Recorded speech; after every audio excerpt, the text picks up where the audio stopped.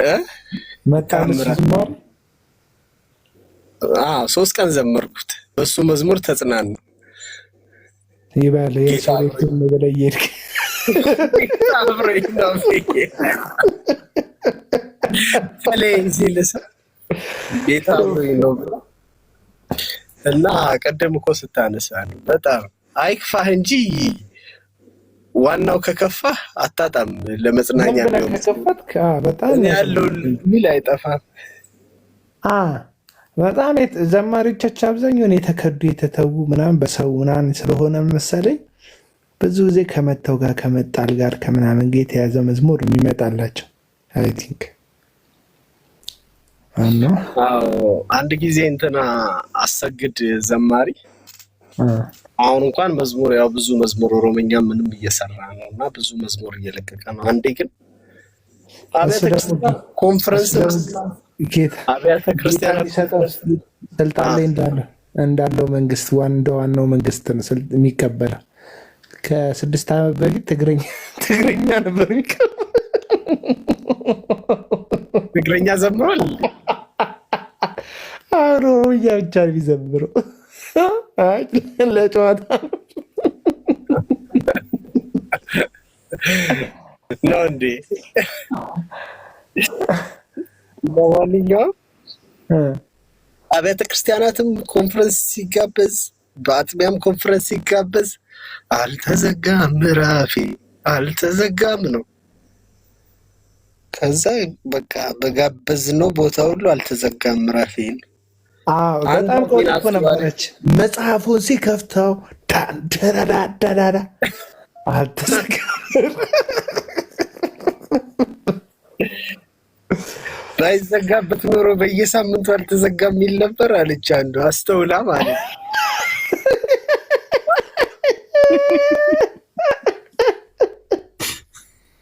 ባይዘጋበት ኖሮ ደስ ይላል። 3 ዓመት ሙሉ አልተዘጋም አይልም ነበር አለችና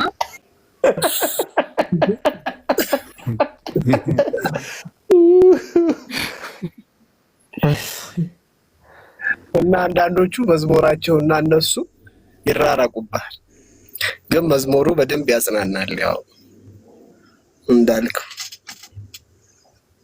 እንዴ ታጋ ያለው አይደል እንደ ቀና ቀና ብያለሁ የሚል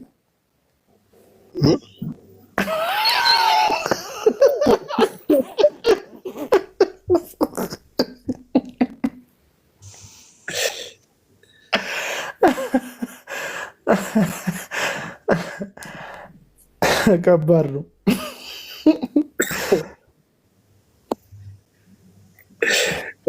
ኧረ ቤላ እያለ ነው ጀርሚ ና ግባ ና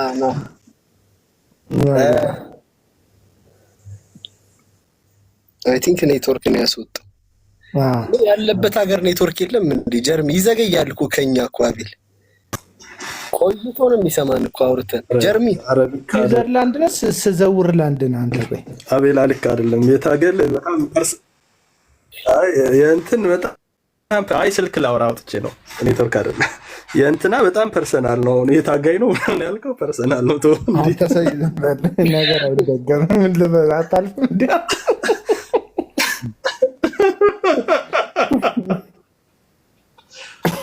ጋታሽ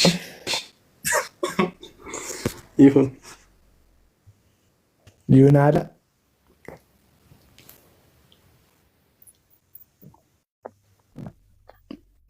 ትመልሳለህ ብዬ እኮ ጀምሬ ተውኩል ማቲ ሆነ።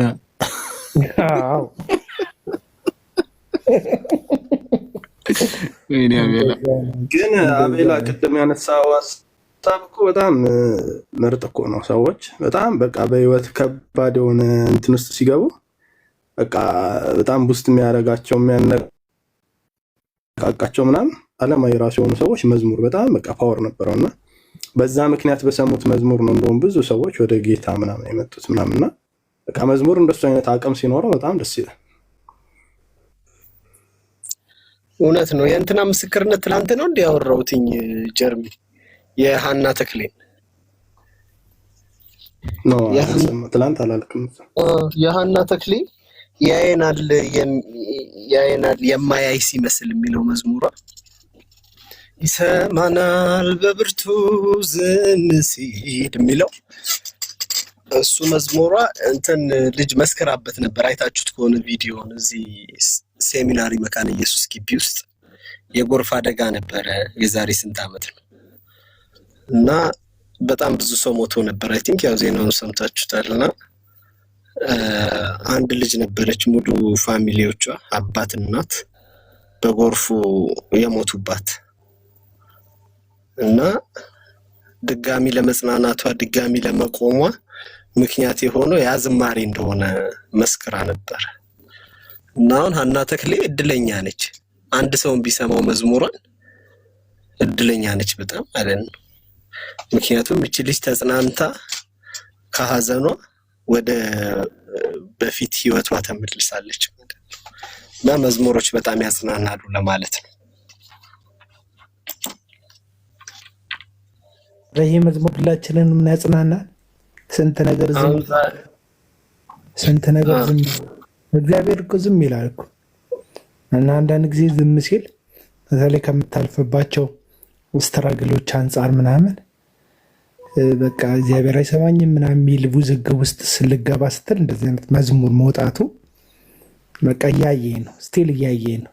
ዝም ያለ ቢመስለኝም እየተመለከተው ነው። ጉዳዩ ለእሱ አዲስ አይደለም ብለህ ተስፋ እንድታደርግ ተስፋ እንድትቀጥል ያደርጋል።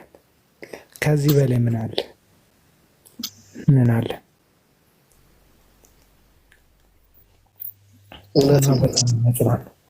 በጣም ነው የሚያጽናና።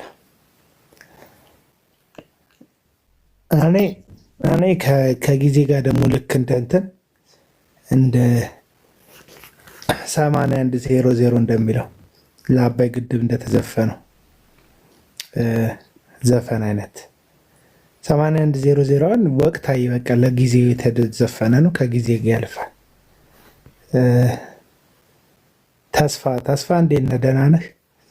እና እንዳስገባው ብዬ ነው። አቤል ሙዚቃ ተጫዋች እኮ ነው ተስፍሽ። ኧረ እባክህ ፍሬንድ ነው እንደ እኔ ባሩቅ ነው የማውቀው ልጆችን ምናምን ሲያዘምር ሲያሰራ እና ለምን ዝም ይላል? እግዚአብሔር ሁሉን ነገር በማብራራት አይሰራም። አንዳንድ ጊዜ በዝምታ ይሰራል እግዚአብሔር።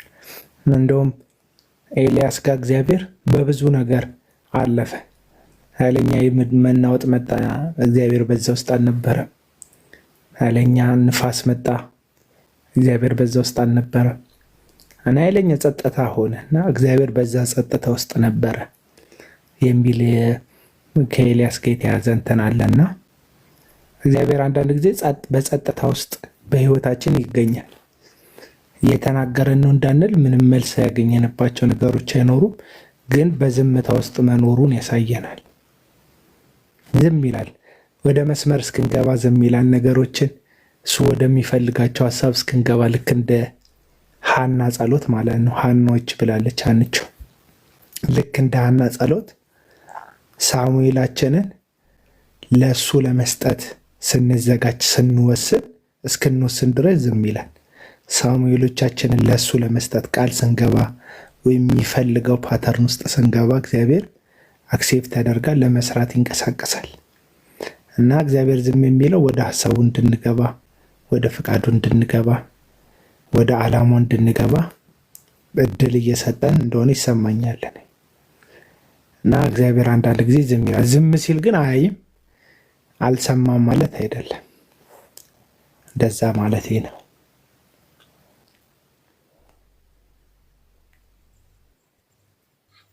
እውነት ነው። ዝምታ ሆነ ጸጥታ የሚለውን የአውታሩን መዝሙር አስታወስኪ?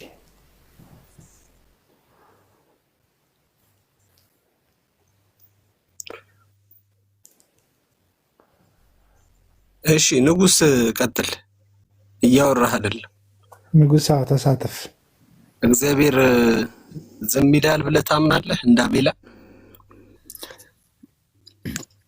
አዎ አምናለሁ።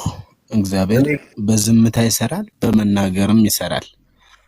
ኢቭን ኢፍ በቁጣ አይደል በቁንጥጫም ይሰራል እግዚአብሔር አይደል። ተናግሮ ሰው እምቢ ካለ ይቆነጠጣል። ልጅ ከሆነን ነው ደግሞ ልጅ መሆናችን ከገባን ነው ይሄም የሚመጣው። ስለዚህ እግዚአብሔር እኔ ጋር በዝምታ ሲሰራ አይቼዋለሁ፣ ቆንጥጦም ሲሰራ አይቼዋለሁ። ሌላ ጋር አልሄድም ከኔው ጋር የተያያዘ ስለለ ማለት ነው። ተናግሮ እምቢ ስል ቆንጥጦ ሰርቷል፣ በዝምታ ውስጥም ደግሞ አሳልፎ ሰርቷል።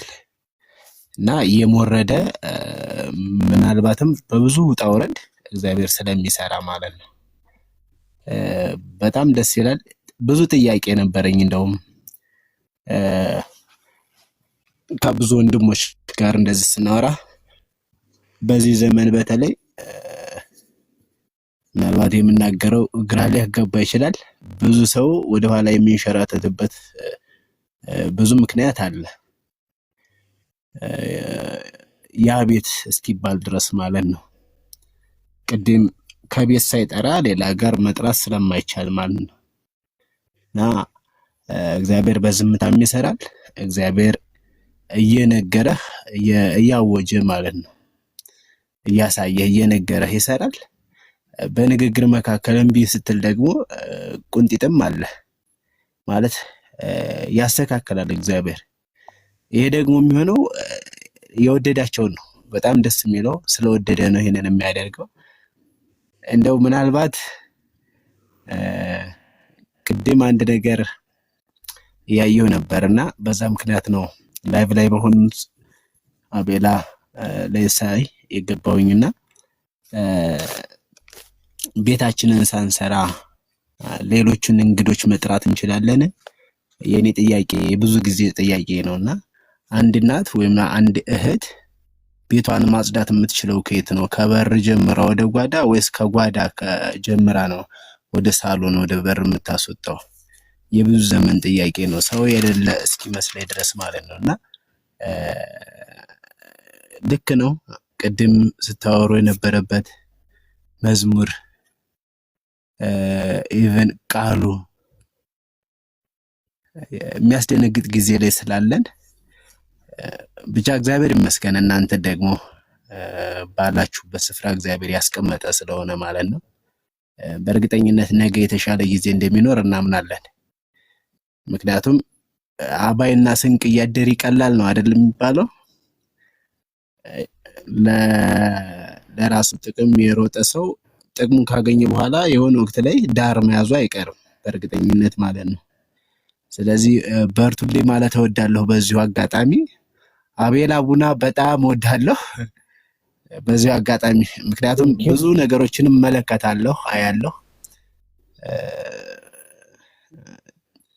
እግዚአብሔር ይመስገን ነው የምለው ስላንተ ካንተ ጋር ስላሉትም እግዚአብሔር ይመስገን።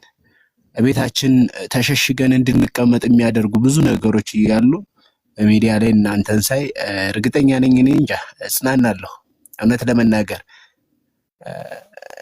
አንድ ነገር ልንገራችሁ በዚሁ አጋጣሚ ሜቢ የምንም ችግር ላንገናኝ ስለምንችል ማለት ነው አጋጣሚውን ልጠቀም። አንድ ነገር ማስታወስ እፈልጋለሁ። ምድር ምንም ልትሆን ትችላለች። ምድር ስል ያው ሰው ማለት ነው። አመፀኛው እስከ መጨረሻ ድረስ በአመፃ እንደሚቀጥል እናውቃለን። ግን የክብሩን ወንጌል ትቶ በተለይ ሕዝቅኤል 34 አካባቢ ላይ ስለ ሰነፍ እረኞች የተናገረው ራሳቸውን ስለሚያሰማሩ በህዝቡ ላይ ያሰማሩ ማለት ነው። ራሳቸውን ስለሚያደልቡ ሰዎች እግዚአብሔር ዛሬም ዝም ስለማይል ምናልባት እውነት ቃሎ ሊታይ ይችላል እንጂ እግዚአብሔር ነገር እንደሚገለብጥ አምናለሁ፣ ሙሉ እምነት አለኝ። እና እግዚአብሔር ቤቱን ነው መጀመሪያ መስራት የሚፈልገው። ሳንሰራ ሌላ ሰው አምጥቶ እግዚአብሔር እንዴት አድርጎ ህብረት ላይ ይበትናል? የተበላሸ ነገር ላይ ማስገባት የሚችል አምላክ አይደለም። ማጽዳት ስለሚፈልግ ነው። አቤላ በጣም እወድሃለሁ፣ በርታ። እግዚአብሔር እውነት ነው። የጽድቁ ወንጌል ትክክለኛው ወንጌል ክርስቶስ ኢየሱስን የሚስል ማንነት ካለ መሰደድ እንዳለ በእርግጥም አንተም ከአንተ ጋር በቆሙትም ለእውነት በቆሙት ማለት ነው። እኔም በዘመን አይቻለሁ፣ እኔም በጥቂት ዘመን ማለት ነው። ስለዚህ እውነትን በርታ፣ ጨክን ማለትን እወዳለሁ። ምክንያቱም ቤቱን ነው እግዚአብሔር የሚፈልገው እንጂ ምንም ነገር አይደለም። በሳይኮሎጂ በሆነ ነገር እያገለገሉ ያሉ በእርግጠኝነት ኪሳቸውን ወይም ራሳቸውን ያሰማሩ ስለሆኑ ይሄ መዝሙሩ ምናምን የተነሳው እስካሁን ከየትም የመጣ አይደለም ማለት መልካቸውን ነው አይደል? የሆነ ወቅት ላይ በጣም እየገረመኝ እያዳመጥኩ ነበረ። ሰው የራሱን መልክ ነው አይደል? መጥቀስ እንችላለን ከሌ ከሌ ከሌ ብለን 1 2 3 ብለን ማለት ነው። የራሱን መልክ እያሳየ ያለ ዘመን ስለሆነ ስለዚህ የራሱን መልክ አቤላ ያንተን መልክ ከሆነ የምታሳየኝ በእርግጠኝነት 1 አመት 2 አመት ልቀጥል እችላለሁ። 3ኛ አመት ላይ ግን እንሸራተታለሁ ማለት ነው። እና ትውልድ እንደዛ እየሆነ ስለሆነ በርቱ። እግዚአብሔር በእውነት በጽድቅ የሚሰራ ስለሆነ ይሰራል። ደግሞም ምድሪቱን እግዚአብሔር እንደሚለውጥ እናምናለን። ሐሰተኞች እንደሚዋረዱም እናምናለን። ነገሩ አሁንም እየተገለባበጠ ስለሆነ ማለት ነው። እዛም ቤት አደግንበት ቤት እዛኛውም ቤት አይደል ያለንበት፣ አሁንም ያለንበት ያደግንበትም እግዚአብሔር እየበጠበጠ ነው። ያ ማለት ሊያጠራ ስለወደደ ነው አይደል? ሲናገር አይደል ታላቅ መናወጥ ሆነ ያለው ንግግር ሲኖር ነው ወይም ስራ ሲኖር ነውና አቤላ በጣም እወድሃለሁ፣ በርታ። እግዚአብሔር ካንተ ጋር እንደሆነ አምናለሁ። እንቀጥላለን ማለት ነው። ቴንኪው ማለት ፈልጋለሁ። መዝሙሩ የመጣው ትልቁ ምክንያት መዝሙሩ እንደዚህ የተበላሸበት እያንዳንዱ ነገር የተበላሸበት ምክንያት ምንድነው? መልካችንን ነው እኛ ያሳየነው እንጂ የክርስቶስ መልክ ስላልሆነ ነው። እግዚአብሔር ደግሞ አይደል ወደ እርሱን ወደ መምሰል ነው አይደል እንድናድግ የሚፈልገው። እግዚአብሔር እርሱን ወደ መምሰል በልጁ በክርስቶስ እርሱን ወደ መምሰል ነው። እኛ ግን አቤላን እኔን እንዲመስል ነው የምፈልገው። በቃ አሁን ላይ ያለችው አጠቃላይ አብያተ ክርስቲያናት ሰይጣን እንዴት አድርጎ እንዳንቦጫረቀው እንጃ እኔ እገረማለሁ። እግዚአብሔር ግን ያስተካክላል አምናለሁ። በርታ አቡና፣ ወዳችኋለሁ። ይሄን ለማለት ስለፈለኩ ነው። ነገ ላንገናኝ ስለምንችል ነው ማውራት የፈለኩኝ። ስለዚህ እያንዳንዱ መንፈሳዊ እንቅስቃሴ የተበላሸው ከየት ነው? ራስን ከመፍጠር ወይም ደግሞ ራስን ከማሳየት አንፃር ነው። ክርስቶስን የሚያሳይ ትውልድ ስለሌለ ነው። ቴንኪው ማለት እፈልጋለሁ። አስገባኝም ያልኩህ ደስ የሚል ነገር ስላየሁ ሰሞኑንም ነው። ቴንኪው ብራዘር፣ እናመሰግናለን በእውነት ቴንኪው። እንደዚህ አልፎ አልፎ አፕሪሼት የሚያደርገን ሰው አግኝተን አናውቅም፣ ግን ጥሩ ነው። ቴንኪው፣ እናመሰግናለን ስላደረግከን አፕሪሼት። የላኩ ወገኖች አሉ። ማትሻ ወንድም ጠንበለል የት ሄድክ? ጀርሚ ስልክ መሰለኝ እና እንትን ስላጤ ስለሆነ ይደዋውልበታል። የኛ ስልክ እኮ ጌታ የፈቀደለት ብቻ ነው የሚደውልበት። እውነት ነው። አሁን ከነጋ አንተን የደወልክልኝ ማቲ፣ በቃ ሌላው አልተፈቀደለትም ብዬ ተውኩት። እየቀለድክ? አይ ጨዋታ ነው ለጨዋታ። ያንተ ስልክ ደግሞ እንዴ ምን ልትል ነው? የኔ ስልክ ምን አንቺ እንዴ ነው? ሰሞኑን ረገጣ እንዴ ነው? እስቲ ነይ ግቢ ልጋብዝሽ። እስቲ ነይ ግቢ። የሰሞኑን ረገጣ እንዴ ነው? የሆነ በቃ ይሄንን ሰሞኑን የተረገጥሽ ነው። ምንድን ነው? ማንም ይረግጣት እንዴ? እኛ ጋር እኮ እዚህ ቲክቶክ እኮ የእንትን ነው። ልክ እንደ አውድማ እህል ከብት ነው የሚሄድብህ።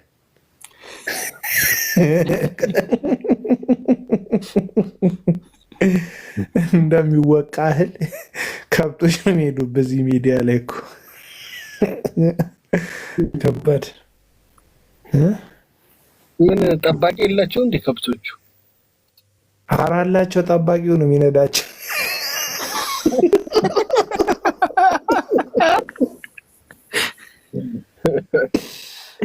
እኔ ግን የሚገርመኝ አቤላ ሰው እንዴት ማለት አይምሮ ያለው ሰው ማሰብ የሚችል ሰው እውነትና ሐሰቱን መልካምና ጥሩን ማየት የሚችል ሰው እንደ ጋሪ ሲገፋ እንደማየት እንደሚያምም ምንም ነገር የለም።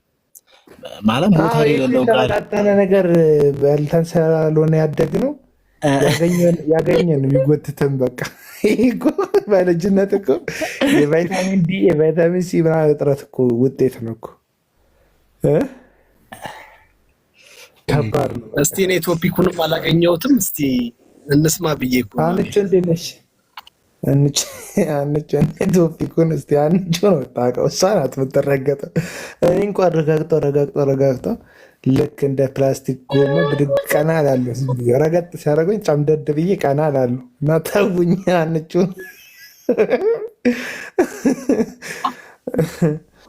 አንቺ እንዴት ነሽ? ሰላም ብያለሁ። አዲስ ቤት ነው ቤት አዲስ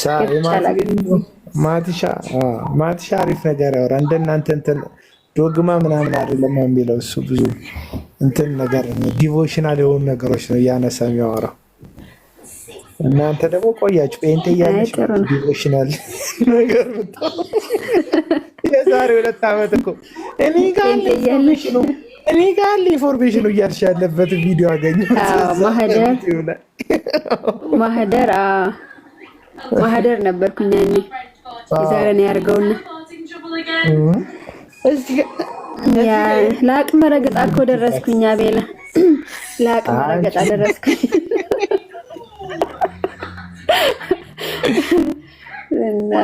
ያየሽ እኮ ነው ያየሽ። ምን አርገሻ ነው ግን ሜርሲ እንደዚህ ያበዛችው?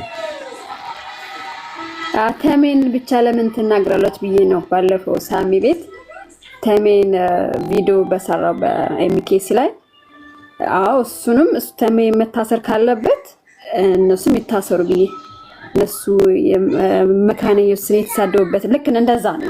እንደዛ አይነት ስድብ የተሳደቡበት ግብረ ሰዶም ናቸው እንዳትሄዱ ያለበትን ቪዲዮ አለ። እሱን አሰምቼ ተሜን ብቻ መጠየቅ የለበትም ነው። ተሜ ኦርቶዶክስ ስለሆነ ነው የሚጠየቀው። ስለዚህ እኩል ይጠየቁ ብዬ ነው። እንደዛ ቪዲዮ ሰራው ዛሬ። በእርግጥ አልሰማሁም። ሰራ ኦኬ እልክልሃለሁ ቪዲዮ። የእንትን ነው ያየሁት፣ ኦርቶዶክስን ሲሳደብ ነው ያየሁት። እሱን ብቻ ነው ያየሁት። እንኳን ቪዲዮ ሰራው ለምን ይጠየቁ ምናምን ሳይሆን ሁላችንም የየራሳችንን ባለጌዎች ብናስተካክል ብልግና እንቀንሳለን። አሁን ለምሳሌ ለዛ ነው እናቱ በርታ ያለችው ልጅ በጎረቤት ቁንጥጫ አይለወጥም ብዬ የተናገርኩት ለዛ ነው። ሰው መቀየር ያለበት ከቤቱ ነው። አሁን ተመስገን የተናገረው ነገር ኤቪደንሻል ካልሆነ በሐሰት ከሆነ የተናገረው ደግሞ በሐሰት ስለተናገረ ይሄ ነገር መረጃ አቅርብ አለያም በዚህን ያክል ደረጃ እንድትናገራቸው አንፈልግም ማለት ያለባቸው ኦርቶዶክሳውያን ራሳቸው ናቸው። ገባሽ አይደል? ኦርቶዶክሳውያን አፉን ቢያዘጉት ልክ አይደለም። በቃ በሐሰት ክስ የምናከብረው እግዚአብሔር የለም ቢሉት ገባሽ ይቅርታ እንዲጠይቅ እድል ይሰጡታል። ከዛ በኋላ ደግሞ እኛ ቤት ያሉት ደግሞ አለ ኦርቶዶክሳውያን አንገት ቆርጠው ቀቅለው ያበላሉ። እንትን ታፋ ቆርጠው ጠብሰው ይበላሉ። እንደዚህ የሚል በጣም በቃ ሰቅጣጭ የሆነ ክስ የሚከስ ሉተራውያን እዚህ ያሉት ሉተራውያን ሰውን ግብረ ሰዶም ለማድረግ እየተንቀሳቀሱ ነው የሚል በጣም ቆሻሻ ክስ የሚከስ ሰውዬ እዛ ተሰብስበው ወንጌል እያሉ ሰውን የሚያሰድቡ ሰዎች ራሳቸው ዞር ብለው አይ እንደዚህ ባትል ጥሩ ነው ቢሉት የየራሳችንን ቤት ነውረኞች ካስተካከልን ሌላው ሚዲያው እየጸዳ ይመጣል ብዬ አስባለሁ። እና ሁሉም ጎረቤት ሲሳደብለት አሜን ጀግኔ ምናምን ይላል። ራሱ ሲነካ ያዙ ይልቀቁኝ ይላል።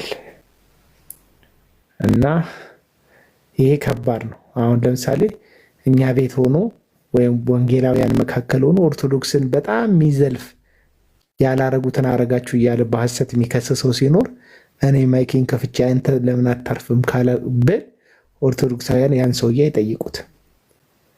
ግን ያው የዚህ ሚዲያ የጥላቻ መረጋገጥ ስለሚበዛ በቃ ኦርቶዶክስን መስደብ የወንጌል አርበኛ የወንጌል ጀግና የሚያስብልበት፣ ሌላውን ቤተ እምነት ማጥላላት፣ የሌላውን ቤተ እምነት ስም ማጉደፍ እንደ ጽድቅ እንደ ድል የሚቆጠርበት አይነት ነገር ሆኗል ሚዲያው። እና እችን ብናስተካከል ጥሩ ነው የሚል አይነት ነገር ነው የሰራሁት። እና ልክ ነሽ። እንደውም ተመስገን ያውቃል እኮ ተመስገን የኤምኬሲ ልጅ ነበር። አቡሽዬ እንዴት ነህ ወንድም አለም? ሰላም ላንቴውና ኤምኬሲን ያውቃል። ኤምኬሲ አዳር ሲጸልይ እንደዚህ አይነት የግብረ ሰዶም ምናምን እንደሌለ ያውቃል፣ ህሊናውን ካልሸጠ በስተቀር ባሽ ያንን ማለቱ ከህሊናው ጋር ነው ሰው መጣላት ያለበት መጀመሪያ ብዬ ያምናለሁ። ህሊናቸውን የሸጡ ሰዎች ግን ደቡብ አፍሪካ ተቀምጠው፣ አሜሪካ ተቀምጠው፣ ስዊዘርላንድ ተቀምጠው፣ ባሽ ኒውዚላንድ ተቀምጠው እምነት ከእምነት ጋር የሚያባሉ ሃይማኖት ከሃይማኖት ጋር የሚያጋጩ ሰዎች ሀይ ባይ የላቸውም። እነሱም ሀይ የማለት ሞራል የላቸውም። እና እኔ በጣም ነው የሰቀጠጠኝ። ደግሞ ተሰብስበው ያወሩትን በእርግጥ አልሰማሁም። ሜርሲፉል ምናምን የምትባለዋ የተቆረጠ ቪዲዮ ነው። በነገራችን ላይ አቤላ ይሄ መቼ መሰለህ ነገሩ የተበለሻሸው። ለምሳሌ የኦርቶዶክስ ቤተ እምነት ገዳማት ላይ ግብረ ሰዶማዊነት በጣም ተስፋፍቷል እያሉ ትልልቅ ሰዎች ሲያወሩ ያኔ የነበረ ሚዲያው በጣም የተበላሸው። እውነት ነው ወይ? እኔ ስለማቅ ማለት ነው እዛ ቤት ነው ያደግኩት። በጣም ብዙ ገዳማት ለጾም ጸሎት ራሴን የሸሸኩባቸው ገዳማት አሉ ማቃቸው ማለት ነው። እነዚያ ሁሉ እየተጠሩ ስም እየተጠቀሰ ሲነገር ትልልቅ ሰዎች ናቸው። በዚህን ያህል ነው እኔ ነኝ የተሳሳኩት ወይስ እነሱ? እኔ ነኝ ያላስተዋልኩት ወይስ እነሱ? አሁን ላይ የፈጠረውን መልክ ተመልከት። እዚያ ጋር ያለውን ደግሞ እማቀው እኔ አለኝ ብሎ የሚቄስ ላይ ያለውን ነገር ምንም በሌለበት ለምን የሆነ ክሬት አድርገው ያወሩ ትልልቆች ነበሩ። አንድ ብላቴና ቢያወራ ምንም አይደንቅም። የ30 ምናምን አመት ጎልማሳ ማለት ነው።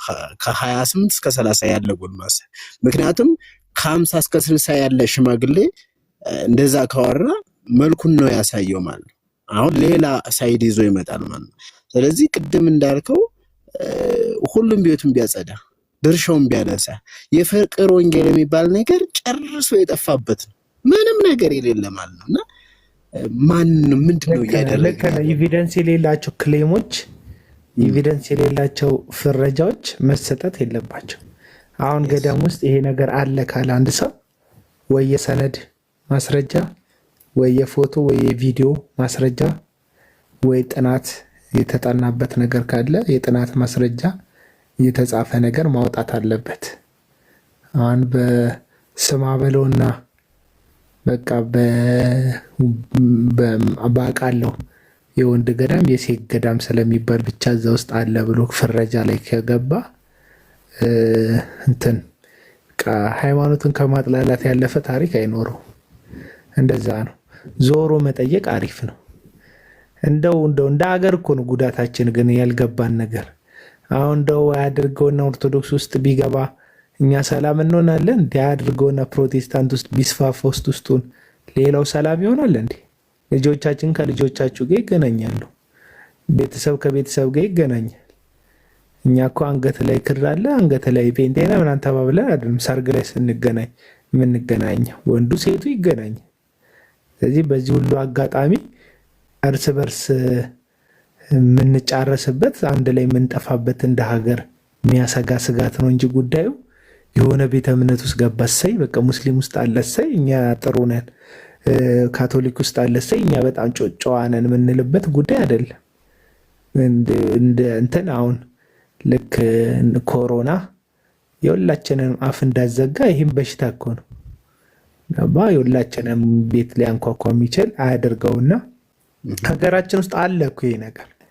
ግን አሁን አለ ስንል አንድ አንገቱ ላይ ክር ያደረገ ሰውዬ በዚህ ተጠቃነ የኦርቶዶክስ እምነት ተከታይ ሙሉ እንደዚህ ነው አንልም። ለዚህ ነው ባለፈ የተጠረጠረውን ማን ነው ጋዜጠኛ ሶፎንያስ እምነቱ ኦርቶዶክስ ነው እና ኦርቶዶክስ እንደዚህ ናት ማንለው።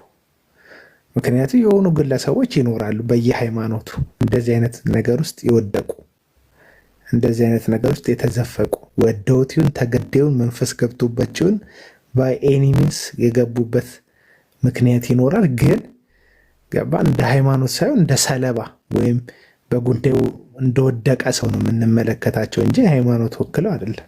አክቹዋሊ አሁንም ስናወራ እንትና ተሜ እንትን እንደ ኦርቶዶክስን እንደሚወክል ምናምን እኔ አይቼው አላውቅም። በእውነቱ ከሆነ ለአንድ ከፕሮቴስታንት እምነት እንደሄደ አሁን በኦርቶዶክስነቱ ፍቅር የተያዘ ልጅ ሊሆን ይችላል። አሊያም ደግሞ ኦርቶዶክሳውያን ፕሩፍ እንዲያደርጉት ወይም እንዲያምኑት ወይም እምነት እንዲያገኝ እየጣረ ያለ ልጅ ሊሆን ይችላል። አያገባኝም። የፈለገውን ቢሆን ግን ኦርቶዶክስን ይወክላል ብዬ አስቤ አላውቅም። በምንም ያወራው ነገር ስህተት ነው። ስህተቱን ደግሞ አርሞ ይቅርታ ጠይቋል። ይቅርታ ሲጠይቅ መጨረሻ ላይ የተናገራት ድሃ ጠልሳናለች። ሳልሳሳት መጀመሪያ ተሳስቻለሁ ያለ መረጃ ነው ያወራሁት ይልና ሁለተኛው ሳልሳሳት ይሁን የሆነ ነገር ይላል። እሷን ብቻ ይዘው አላገጠ እንጂ ይቅርታ አልጠየቀም ደግሞ የሚሉ ሰዎች አሉ። እኔ ሳየው ይቅርታ የጠየቀ ልጅ እኔ ታየኝ። ተሜ ማለት ነው። አካውንቱ ተዘግቶበታል እንዴ? ሀንቾ ተዘጋብኝ ምናምን የሚል አካውንቱን ያየው መሰለኝ እንጃ አላወኩም። አካውንት የተዘጋ አዲስ አካውንት ነው። ይሄንን ፎሎ አድርጎኝ የሚል 34 አካውንት ተዘግቷል። ወገኖች የምታውቁ ኦርቶዶክሳውያን ካላችሁ የሆኑ ግሩፖች ላይ አንዳንድ እንደዚህ ሃይማኖት አቀጣጣይ የሆኑ ልጆች ግሩፕ ላይ ሄት ስፒች ብላችሁ ሪፖርት አድርጎ የሚል ነገር አይቻለሁ ጆይን ሳረግ እና ተዘግቶበታል። አልተዘጋም። አይ መልካም ካልተዘጋ ጥሩ ነው ካልተዘጋ። የለም ሰርች ሳረገው አንዳንድ ጊዜ የቲክቶከር ነገር አንዳንድ ጊዜ እንደዚህ አይነት አጋጣሚ ሲመጣ እንትን ያደርገውና ዲአክቲቭ ያደርገውና ከዛ ያችኛዋን አካውንት ያሳድጋታል።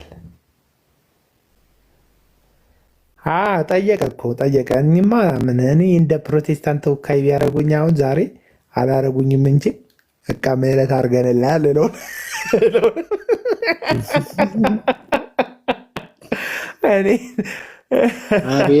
አቤል አይወክለንም ነው። አይሰሙኝም ባልወክሉኝ እኔ ይመቸኛል ስለማይወክሉ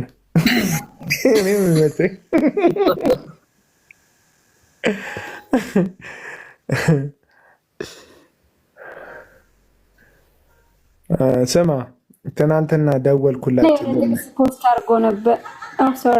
የሆነ ጥቅስ ፖስት አድርገው ነበር። በመጠበቂያ ላይ ሆኜ እጠብቃለሁ ተመስገን። ከዛ በኋላ ግን የለም አካውንት መጠበቂያ የደሜና የእሱ መጠበቂያ ደግሞ ላይቭ ነው። ጌታን የሚጠብቁን ላይቭ ነው። ደሜ ጠዋት ቁርሷን ስትበላ ትገባለች። አደጋ ደርሶባት ትገባለች። እጇን እንትን አድርግ ኮልምማ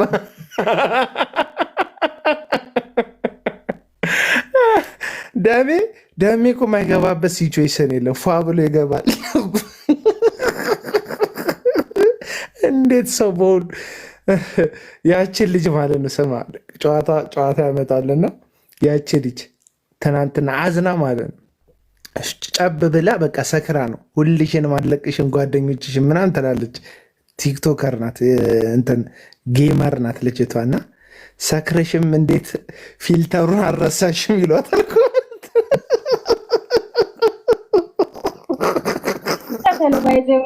ከዛ በኋላ እኮ ጌሞጫው ጀመረች። እኔ መቻታለሁ አይቻታለሁ። እሷ ከሆነች ማለት ነው የልቧን ተናግራ ፏ ብሎ ራሱ ላይቭ የምትለዋን እንትን አይረሳትም።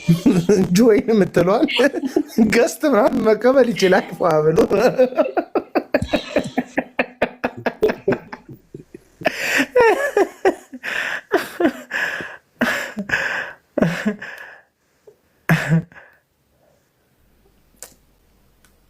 ቪዲዮ ሰራን እኮ እኔም ቪዲዮ ሰራው እኮ ለቤካ አቤላ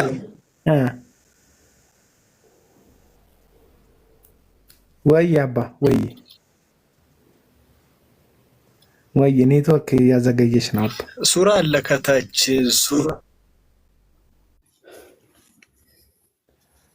አሞጥም ተቀረ። ሱራ ማን? ሱራ ሚካኤል የሚለው ምን ከታች ያለው አንተ እኮ ነው ያስገባከው። አይ ቀደም ደውዬልህ አውርተን ነበር የሆነ ነገር በቀደም ላይቭ ላይ ምናምን እንዴ ተቀድሜ ነገርከኝ። ሱራ እንዴ አምሳየው እኮ ነው በቃ ሰላም ፒስ ነው አለሁልህ ብራዘር። ሰላም እኮ አለሁ እግዚአብሔር ይመስገን። የአንድ ቤት ልጆች እኮ እንደሆንን እኮ ሰምቼ እኔም እኮ መቼ ዕለት አገብቼ ከማቲ ጋር እያወራን ከዛ የአቤል አቡናን ወሬ እኔ ነኝ በደንብ የምረዳው አልኩትና እኮ ንገርልኝ በእናትህ። ጎቢው እኮ ደቡብ አፍሪካ እኮ ሄዶልሃል። ፋራ ሲሰለጥን እኮ እንደዚህ ነው፣ ፋታ አይሰጥም። ጣጣ ነው። ህዝቡን እኮ የሆላንድ ላምን ያደረገው። ላሟ ራሱ ታርፋለች፣ ጠዋትና ማታ ነው የምትታለበው። እሱ እኮ ቢዚ አረጋት። ይለያል፣ በጣም ነው የሚለየው። ባይዘው እኛ የተሆነውን እሱ ጀመረው። አረ ከባድ ነው፣ በጣም በከባዱ ነው። ባይዘው ስላገኘው በጣም ደስ ብሎኛል። እኔ አንተን ማቀ ለመጀመሪያ ጊዜ ስለአንተ የሰማሁት ዮናታ ባለቤት በኩል በዶይ በኩል ነው። አንተ ነው የሰማሁት፣ ስለአንተ የሰማሁት ለመጀመሪያ ጊዜ ሲሰማ ማለት ነው። ምን ሰማ? እኔ የሐረር ልጅ ነኝ። ሐረር ነው ተወልጄ ያደኩት። መልካም ወጣት 1 አመት ግቢ ውስጥ ኖር ያለኝ፣ 1 አመት ደግሞ በውጪ በኩል ኖር ያለኝ ሐዋሳ ላይ ማለት ነው። እሺ 2 አመት ስኖር ግን 2 አመት ሙሉ መልካም ወጣት ግቢ ውስጥ ሰርቻለሁ። ስራ ከቀን ስራ ጀምሮ መልካም ወጣት ሲደርስ ደግሞ ምግብ ስራ ላይ ሰርቻለሁ ነኝ። እሺ እና እዛ በነበርኩበት ጊዜ እግዚአብሔር ለኔ መልካም አድርጎልኛል፣ ህይወቴን አስተካክሎልኛል። ሰው ሁሉ የሚያውቀውን ነገር ይናገራል፣ እኔም የማውቀውን ነው የምናገረው። ገብቷል አይደል? ዮናታንን በማውቀው ጊዜ መልካም ነው ብዬ ባሰብኩ ጊዜ መልካምነቱን እናገራለሁ። ትክክለኛ ማንነቱንም ደግሞ ሳውቀው መልካም ነው ብዬ እንደተናገርኩኝ ደግሞ መልካም አይደለም ብዬ እናገራለሁ። ተርቷል አይደል? እኔ ሁል ጊዜ እግዚአብሔር ያደረገልኝን ነገር እያሰብኩ ነው የምኖረው። እንደ እግዚአብሔር ፍቃድ ነው የምኖረው። ሁሉን ነገር አልክድም፣ እውነትን ይዤ ነው የምከተለው። ይሄን ነገር አሁን አንተ የምትናገረውን ነገር እያንዳንዷን ነገር ሴንስ አደርጋታለሁ፣ እያንዳንዷን ነገር ይገባኛል። ለምን? ስለነበርኩኝ ስለኖርኩበት ስለማውቀው ሰውየው። እሱም ብቻ አይደለም ማውቀው፣ ዶይንም አውቃታለሁ፣ እናት የሚሏትንም እናቱን አውቃታለሁ። ትዕግስት ትባላለች ስሟ። ገብቷል አይደለ? ልጆቹ እነ ሌዊን አውቃቸዋለሁኝ፣ የእሱን ሼፍ ብሩን አውቀዋለሁኝ፣ ሁሉንም አውቃቸዋለሁኝ እዛ የሚሰሩትን ማለት ነው። እና እዛ በነበርኩ ጊዜ በጣም ብዙ ነገሮችን አይቻሉኝ። እውነት ለመናገር ዮናታ እውነት ነው፣ ጎበዝ አስተማሪ ነው፣ ያስተምራል፣ የእግዚአብሔርን ቃል ያስተምራል፣ በደንብ አድርጎ ያስተምራል። ግን አይኖርም፣ በጭራሽ አይኖርም። በጭራሽ ኔጌቲቭ ሁሉ አለበት። ኔጌቲቭ ብድር አለበት። በጭራሽ ህይወቱን አይኖረውም። እሱ የማይኖረው ነው ሰዎችን የሚያስተምረው። ልንገርህ፣ አንተ ልታውቃቸው ትችላለህ። አንተ እዛ ቤት ውስጥ ስለነበርክ ማለት ነው። ኢንጂነሩን ታውቀዋለህ? ኢንጂነሩን እስክንድርን ታውቀዋለህ? አቡና ኢንጂነር እስክንድር ማለት አዳራሹን የሰራው ሜታል ኢንጂነሪንግ የሚሰራው ማለት ነው። እንጃ አላወቅኩትም። እሱ አለ ኢንጂነር፣ ዋናው ኢንጂነሩ ማለት ነው። የእሱ ማለት ነው ሰርቶ ምን ብሎ ብር አልከፈለውም። አሁን ለምሳሌ እኔ አሁን ማውቀውን ነው የምነግርህ። አባሮታል ብርን ሳይከፍለው ኦልሞስት ወደ 500 ምናምን ሺህ ብር። ከፈለክ ሪከርድ አድርገው ይሄን ማወራው ማለት ነው። ከዛ ሲቀጥል ደግሞ ማለት እኔ የኔ ብር ማለት ነው ወደ 40 ምናምን ሺህ ብር አለበት አልከፈለኝም። ምግብ ስራ ሰርቻለሁኝ እዛ መልካም ወጣት ላይ ተማሪዎች ሲማሩ ጎላ ምግብ ስራ ሼፍ ተብዬ ገብቼ ሰርቻለሁኝ። አሁን እዛ ሰርቼ ግን ማለት ነው በ30 ሺህ ብር ተስማምተን ለኔ ሰጡኝ 9500 ብር። ማን እንደከፈለኝ ታውቃለህ? ይሄን ክፍያ ማለት ነው አንተ ስለምታውቃቸው ነገር ኦላኒን ታውቀዋለህ? አውቀዋለሁ። ኦላኒ የሚባለው ሂሳብ ክፍል ያለው ማለት ነው። የዱዌ የሀገሩ ልጅ ነው። አንድ ሀገር ናቸው ከዱዌ ጋር። ለኔ 9500 ብር ከፍሎኛል። ስገባ ግን 730 ሺህ ብር እከፍላለሁ ብሎ የገባሁት ይሄን ከፍሎኛል። ሲቀጥል ለሁሉም ለሰራተኞች ለእያንዳንዳቸው ማለት ነው 10 ሺህ ብር ቆርጦባቸው ነበረ። ገብቷል አይደል? ለሚሰሩት እዛ መልካም ወጣት ላይ ለሚሰሩት 2016 ላይም 2017 ላይም ቆርጦባቸዋል። ዞሮ ዞሮ ቆርጦባቸዋል ስል ዳይሬክት እሱ ባይቆርጥባቸውም እሷ ብትቆርጥም የሚመለከታት ዱዌ ነች። እሷ ብትቆርጥም እሱ ይመለከተዋል። አንድ ናቸው። ሲስተም አንድ ስለሆነ ማለት ነው። እሱ ጋር ብትሄድ እሱ አላውቅም ነው የሚልህ። ገብቷል አይደለ? ከዛ በተረፈ እኔ በአይኔ ያየሁትን ነው የምነግርህ። እኔ እዛ በአይኔ መልካም ወጣት ተማሪዎች ሲማሩ ሰው ሲደበድብ አይቼዋለሁ። ዮናታን ተው፣ እሱ ወንድ ነው። ሴቷ ዱዌ ስትደበድብ አይቻታለሁ። እናትየዋ ስትመታ እናቴ የምትባለው ሴትዮ ስትደበድብ አይቻታለሁ። ወራቴ ነው የምልህ 2017 ላይ ማለት ነው 2017 ሁለተኛ ዙር ላይ ማለት ነው አንድ ሰው በባጃጅ የታመመ ሰው ይዞ መጥተው አስቀምጠው ማለት ነው ዮናታ አማኝ ነው ብለው እንዲጸልይላቸውና እንዲፈውስላቸው አምነው አምጥተው እናትየዋ ምን አለች መሰለ እናቴ የምትባለው እናቴ የሚሏት እዛ ግቢ ውስጥ አንተ ታውቃለህ፣ ስሟ ትዕግስት ነው። ብላ ጮሃ ማለት ነው። ይርጋውን ታውቀዋለህ? የግቢው ዘበኛ ጠባቂ እሱን ጠርተው ኧረ አስወጡልኝ። እንዴ ምንድነው? እኛ እኮ እግዚአብሔር እንዲፈውስልን የእግዚአብሔር ሰው እንዲፈውስልን ነው ተብላ የሞተው ሰው የሚፈውሰው እሱ አስወጡልኝ፣ ሌላ ችግር ልታመጡ ነው ብላ ሰዎቹን ጎትታ አስደብድባን ያስወጣችሁ ሰውዬው። እንግዲህ ሰዎች ሕክምና ያድነውን ብለው የእግዚአብሔር ሰው ያድናል ብለው ነው ያመጡት እዛ ግቢ ውስጥ። ዱዌ እምሩ የምትላት ሴትዮ ማለት ነው እናትን ልብዳ ብላ ስትሳደብ እኔ በጆሮዬ ሰምቻለሁ። ማስረጃ ላይ ኖሮኝ ይችላል በእንደዚህ በሞባይል በምናም ማለት ነው። እውነቴን ነው የምልህ። እኔ አረርተው ልጅ ያደግኩ ልጅ ነኝ። እናትን ልብዳ እስከና አያት ቅድመ አያቱን ማቅ ልጅ ነኝ። ስድብን ማለት ነው መንታ የምሳደብ ሰው ነኝ። ከፈለጉ አከራያቸዋለሁ። እንደዚህ እውነቴን በአራት አከራያቸዋለሁ። ግን እኔ በግሌ ነው ማለት ፐርሰናሊ በግሌ በጣም ነው ያዘንኩት። ለምን መሰለህ? እኔ ጴንጤ ሀረር ሆኜ ጴንጤ ማስበው እንዴት እንደነበር ታውቃለህ? ጴንጤ አይዋሽም፣ አይሰርቅም። እውነተኛ ሰው አርግቼ ነበር ማስብ የነበረው። ዮናታ በአይኔ በብረቱ ቆሜ እዛ እያዩኝ 2017 ያሁን ያለፈው ማለት ነው መልካም ወጣት ላይ አንድ ሴትዮ እቃ ጣቢ ገብታ እኔ እዛ ሰዓት ላይ የሚሰራው የት ነበር መሰለህ? ፈንድራይዚንግ ታውቀዋለህ አይደለ? ምግብ እየገዛ እንትን የምትልበት እዛ ውስጥ ነበር የምሰራው የዛን ሰዓት።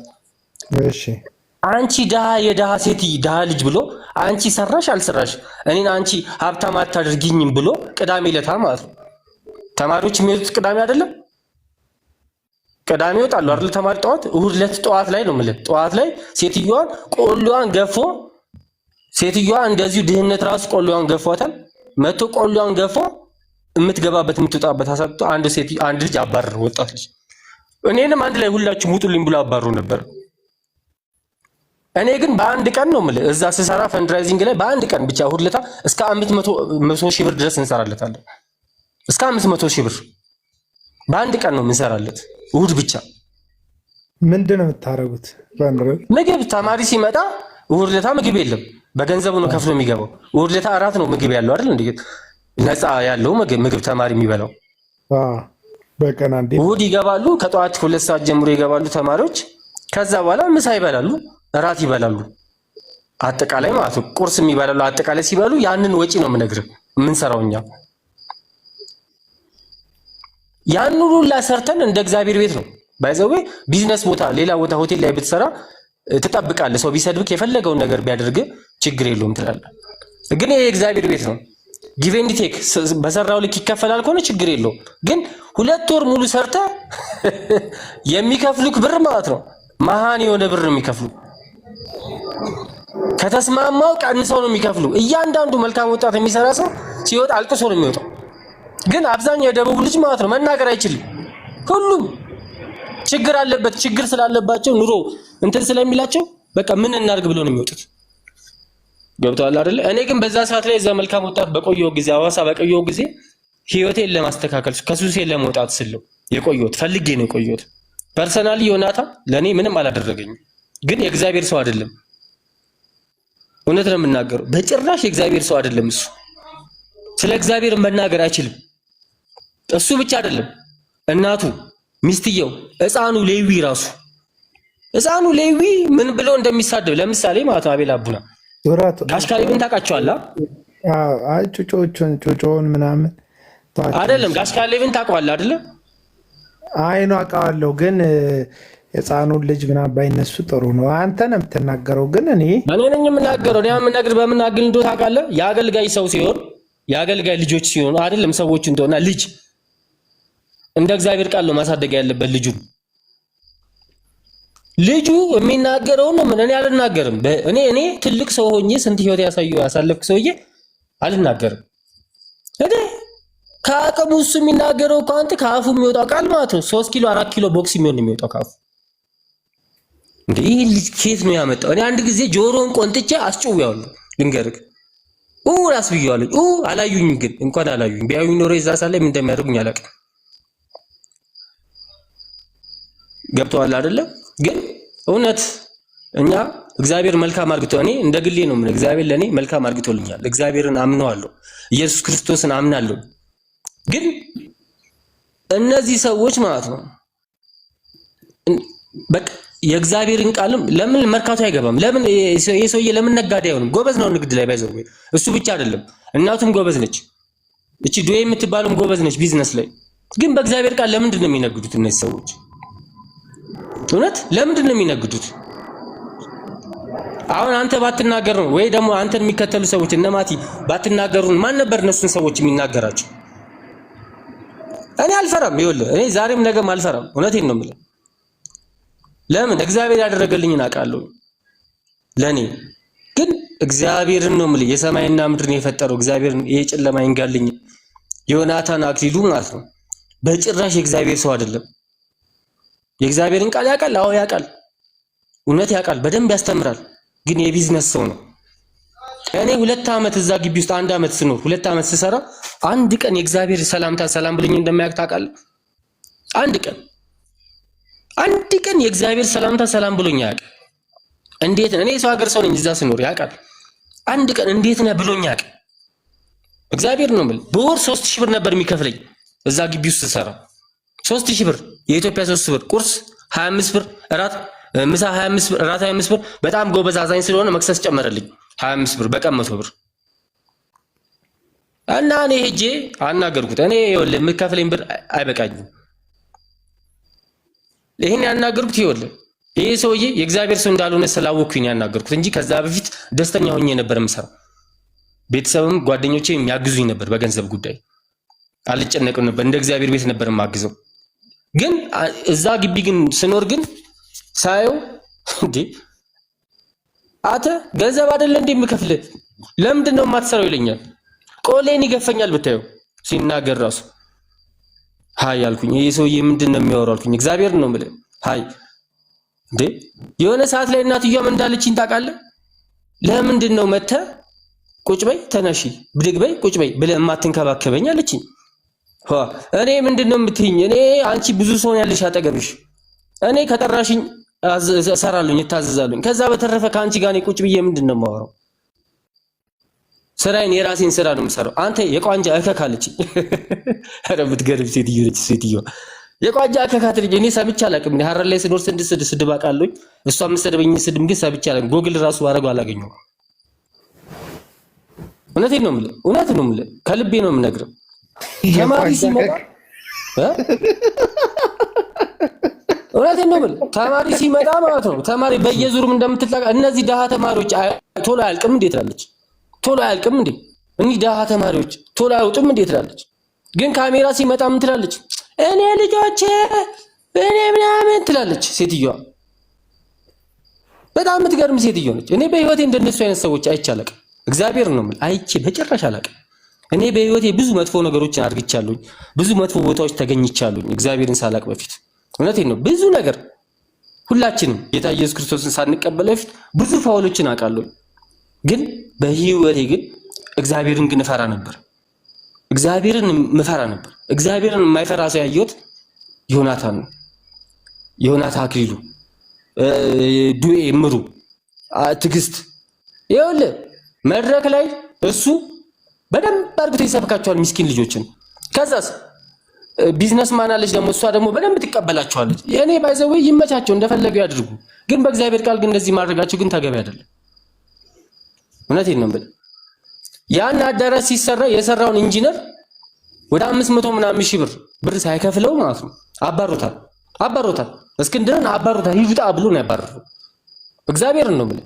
የአዲስ አበባውን ቸርች አንተ የነበርክበትን የአዲስ አበባውን ቸርች የሰራው ነው እስክንድር ማለት። የዛም ብድር ነበረበት። እኔ ስለማቅ ነው የምነግርህ። የዚህኛውን ብድር ነበረበት። በወር 50 ሺህ ብር ነበር የሚከፍለው። ያንን ማለት ነው ሳይከፍለው ምን ሳይለው አባሮታል። እስክንድርን ከፈለክ ጌቾን ታውቀዋለህ? ጌቾ የሚባል ልጅ ታውቃለህ? ብረታ ብረት የሚሰራ ቤላ ቡና አውቀዋለሁ። እሱ ጌቾ ማለት የሱ ያገሩ ልጅ ነው። እሱን ጠይቆ ከፈለክ ጌቾንም አባሮታል። ሂዱጣ ብሎ አባሮታል። እስክንድርንም አባሮታል። እግዚአብሔርን ነው የምልህ። ዋና ኢንጂነሩንም አባሮታል። ዋና ኢንጂነሩን ማለት ነው ያንን ግቢ የሚሰራለት ነው። የሚገርም ሰውዬ ነው ሰውዬው። እግዚአብሔርን እኔ ከቀን ስራ ጀምሬ መልካም ወጣት ውስጥ አቤል አቡና እስከ 10 ድረስ ሰርቻለሁ። ከቀን ስራ ጀምሬ ነው የምልህ እስከ 10 ሶስቱንም ፎቅ አንተ ጀምሬ ሄድከው ፎቅ ጊዜው ነው 2 ዓመት ሙሉ ውስጥ ማለት በ2 ዓመት ውስጥ ማለት ነው ሶስቱንም ፎቅ የሴቶችን ብሎክ የወንዶችን ነጭ ያለቆም ብሎክ በከብቶች በኩል ያለው ፎቅ ሰርቻለሁ ተሸክሜያለሁ። የከብቶች አንተ የምታውቀውን አሁን እንደ ስታዲየም አድርገው ያሰራውን አሰርቻለሁ። አሁን መልካም ወጣት ሲመጣ የሚያሰራውን ስቴጁን እንትኑን እኔ ነኝ ያሰራሁት፣ ቆሜ ያሰራሁት ኃላፊነት ወስጄ።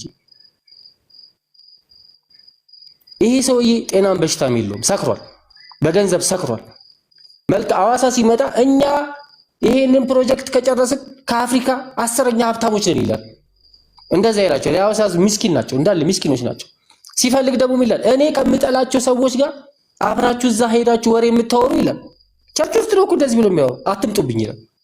ቸርች ግን እኔ ቆይ እናንተ ክርስቲያኖች ናቸው አይደል? ከኔ የበለጣችሁ ናቸው። ቆይ ቸርች የማን ነው እንዴ? የግለሰብ ነው እንዴ ቸርች? አትምጡብኝ ይላል። እግዚአብሔርን ነው የምልህ፣ አትምጡብኝ፣ እንዳትመጡብኝ። አይ ይሄ ሰውዬ እኔ እንደው ክርስቲያን እኔ ጌታን ተቀብያለሁ አልሳደብም፣ ግን እስከ እናያቱ ድረስ ነበር የምሰድበው። እግዚአብሔር ነው የምልህ። አይ እኔ በጣም ነው ግራ የሚገባኝ። እግዚአብሔርን ነው የምልህ።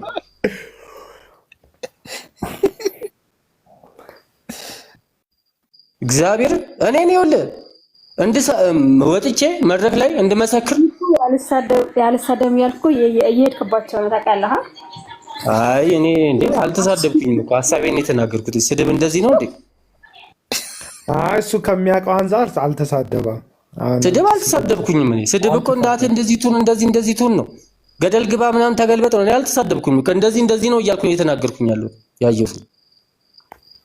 ስደባቸው ካላችሁኝ እኔ አጥረገድጋቸዋለሁ፣ ችግር የለውም። አይ አትስደባቸው ተውታች።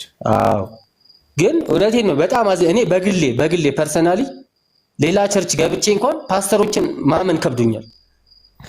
ለምን መሰለህ? ሱራይ ግልጽ አድርገው አንዳንድ ሰዎች ነገር ይጠመዝሳሉና ይጠምዝዙ፣ እንደፈለጉ ይጠምዝዙ። እኔ ግልጽ የማደርግልን ነገር ምን እንደሆነ ታውቃለህ? እኔ በግሌ ነው የእግዚአብሔር ሰው እንዳልሆነ የተሰማ ደሞዝ ስለከለከለ አይደለም፣ ጀነሩንም ደሞዝ ስለከለከለ ምናምን ነው ይሄ አይደለም። በዛ አይደለም። ይሄ የመጀመሪያው ነው፣ በራሴ ያየሁት ነው። ከዛ በተረፈ ይሄ ሰውዬ የእግዚአብሔርን ቃል ዮኒ የሚባለው መልካም ወጣት ሲደርስ ነው እንጂ ከዛ ውጭ ዮናታን